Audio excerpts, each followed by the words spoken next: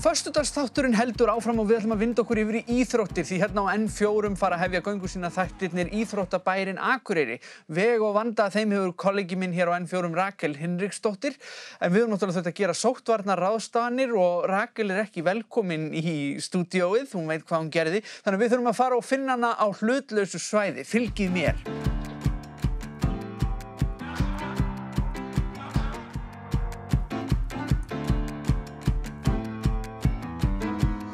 Blessaður kollegi. Blessuð kollegi.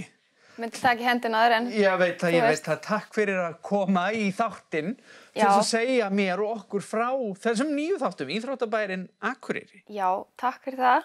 Heyrðu, já, þetta eru spennandi þættir sem við erum semst að fara að byrja á. Þeir eiga að fara í loftið á miðvikudaginn, kemur. Já. Vonandi gengur það eftir. Það er svona, COVID er að setja strik í reikninginn eins og hjá svo mörgum öðrum. Þetta eru sem sagt þættir sem að fjalla í rauninni fjölbreytileikann í íþróttalífi og íþróttaframboði á Akureyri. Það er alveg ótrúlega mikið í boði. Það er, í þessu þannig séð litla bæjarfélagi eru 40 íþróttir í boði bara undir hatti IBA sem er Íþróttabandalag Akureyrar. En það er í rauninni ekki talið með allt í aðalsportið og alls konar svona í rauninni áhuga íþróttir og slíkt Þannig að það er rosalega mikið í boði. Og þú ert að búin að taka og þið púlsinn á þessu öllu? Já, við erum semst að gera þessa þætti í samstarfi við Íþróttabandalag Akureyrar og Akureyrarbæ. Já. Og við ætlum að reyna að varpa ljósi á hvað þetta er mikið og fjölbreytt og skemmtilegt og við ætlum semst að gera þetta þannig að við kynnumst fjölskyldu á Akureyri í hverjum þætti. Það verður kannski aðal þema þess þáttar.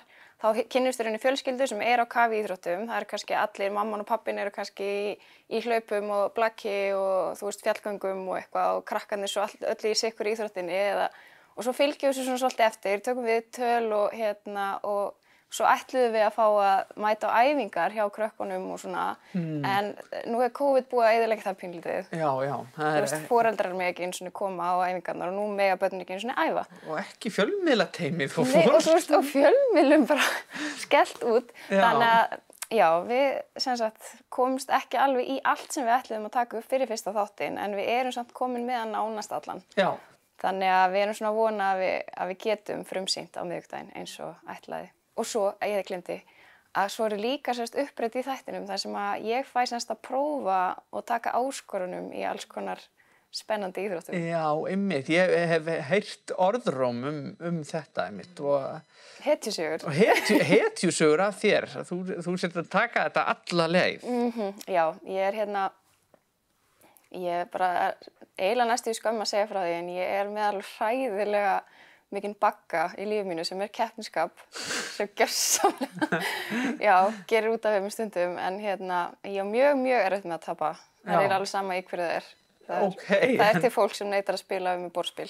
Já, það er svoleiðis. Þannig að þú ert þá alveg kjörinn kandídat í að vera að taka áskorunum ýmiss konar. Já, ég er reyndar búin að tapa öllum áskorunum sem ég er búin að fara í en það er samt ég er að keppa við fremsta íþróttafólk bæjarins á þeirra heimavelli, í þeirra heimagrein, þannig að Já, þannig að þetta er allt í lagi. Já, tilgangurinn er náttúrulega að ég tapi, skilurðu. Já, ég meina þú ert bara að vinna vinnuna þína. Ég er bara að vinna vinnuna mína, öllu eðlilegu.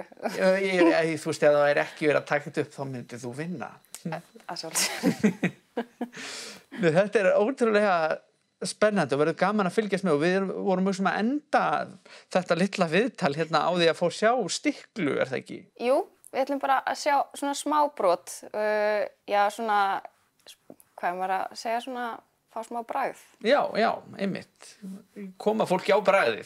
Koma fólki á bragðið, við hefum ekki verið fyrir eitthvað svoleiðis. Ég hlakka allavega mikið til að fylgjast með og það verður gaman að sjá þessa þætti og bara gangi ykkur vel með þættina. Já, takk fyrir þetta. Ég er ekki allavega búin að lenda upp á slysó ennþá. Nei.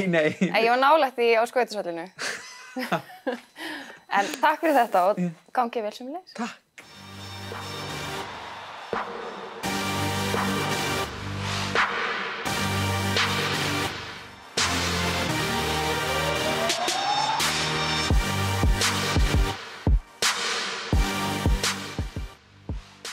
kylfa, að nota hana